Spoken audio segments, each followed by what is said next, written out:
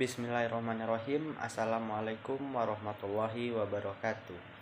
Yang terhormat Bunda Eka Putri Ramadhani MGZ selaku dosen pengampu mata kuliah studi kasus anak dan remaja.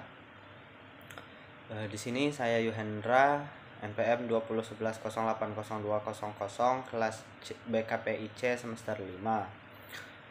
Di sini saya akan menjelaskan video tentang studi kasus pada anak SMA. Yang pertama ada analisis. Terjadinya kesulitan belajar dikarenakan siswa tidak mampu mengaitkan antara pengetahuan baru dengan pengetahuan lamanya, sehingga anak memperoleh nilai yang rendah dan hasilnya anak menjadi tidak naik kelas. Adapun gejala siswa tidak naik kelas, yang pertama menurut Sapuroh menunjukkan hasil belajar yang rendah di bawah rata-rata nilai yang dicapai oleh kelompok belajar di kelas.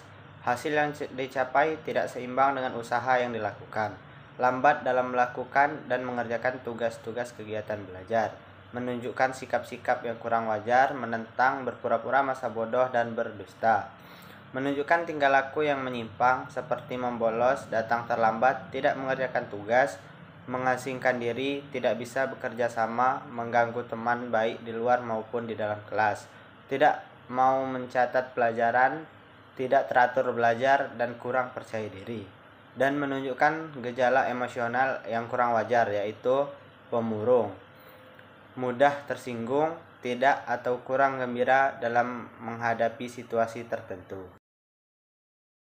Yang kedua ada diagnosis. Bimbingan dan konseling merupakan bantuan yang dapat diberikan kepada peserta didik agar mampu berubah ke arah yang lebih baik dan mampu bersikap sesuai dengan identitas yang sebenarnya.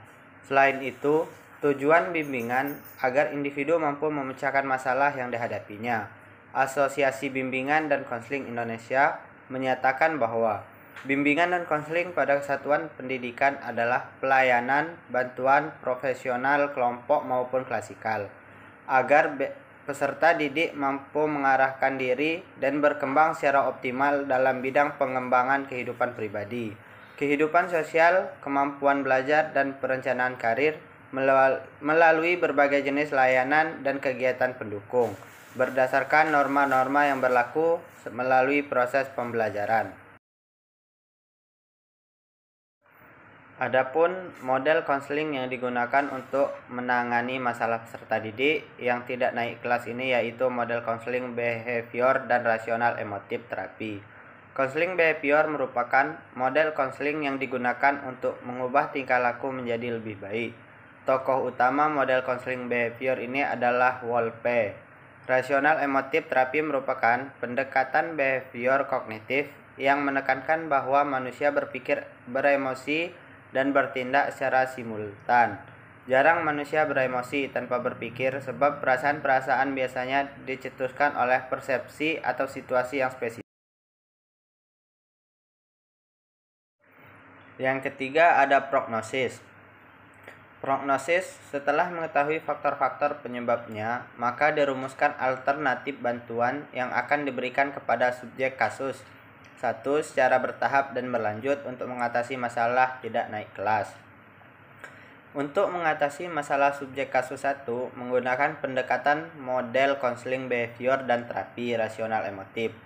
Kedua, pendekatan ini menekankan pada prinsip-prinsip pengubahan tingkah laku yang irasional menjadi rasional, adaptif menjadi menghapus, pola-pola tingkah laku yang konstruktif. Yang keempat ada treatment. Treatment setelah beberapa kali melakukan wawancara konseling guna untuk menetapkan alternatif bantuan. Akhirnya diambil tindakan sebagai berikut. 1. Dengan menggunakan teknik direktif, yaitu sebelumnya pembimbing memberikan pandangan kepada peserta didik ini mengenai keadaan orang tuanya yang kurang harmonis dan ketidakharmonisan antara ayah dan ibu ini membuat ibu sekolah tidak benar-benar. Maka hal ini juga menyebabkan ibumu stres. Kamu tidak kasihan melihat ibumu selain tekanan batin oleh ayahmu. Ibu juga merasa tertekan memikirkan kamu yang jarang masuk sekolah, apalagi sampai tidak naik kelas. Yang kedua, dengan menggunakan teknik didaktif, Pembimbing mengarahkan subjek kasus untuk berpikir bahwa sebenarnya subjek kasus memiliki potensi di bidang akademik dan ia bisa naik kelas seperti teman-teman yang lain. Cuman yang menjadi penyebabnya hanya karena kamu aktif dan nilai-nilai kamu juga bagus.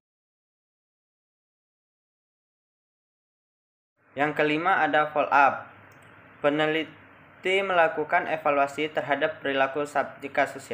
Satu, yang pertama, wawancara dengan guru mata pelajaran berdasarkan hasil evaluasi dengan guru mata pelajaran.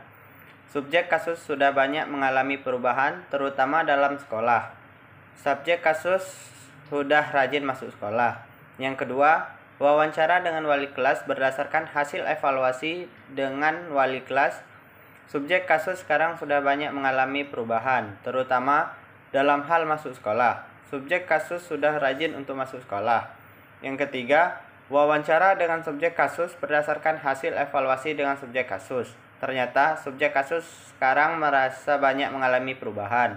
Perubahan yang dimaksud yaitu subjek kasus sudah rajin masuk sekolah. Selain itu juga, subjek kasus sekarang merasa lebih bersemangat untuk pergi ke sekolah.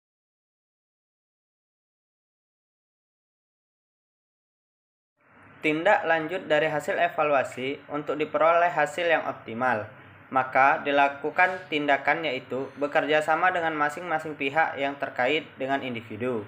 Gunakan untuk tetap mempertahankan perubahan yang sudah subjek kasus dapatkan, yaitu yang pertama, subjek kasus akan tetap mempertahankan perubahan yang tidak ada dan kedepannya subjek kasus akan membentuk kelompok belajar. Selain itu, subjek kasus berjanji akan membuat ibunya bangga dan bahagia memiliki ia. Meskipun tanpa perhatian ayah, dia pasti bisa naik kelas tahun ini. Yang kedua, wali kelas bekerja sama dengan wali kelas guna untuk memonitor perkembangan dan perubahan-perubahan pada diri subjek kasus agar tetap bertahan. Memberikan kesempatan kepada subjek kasus untuk mengeksplorasi kemampuan yang ia miliki.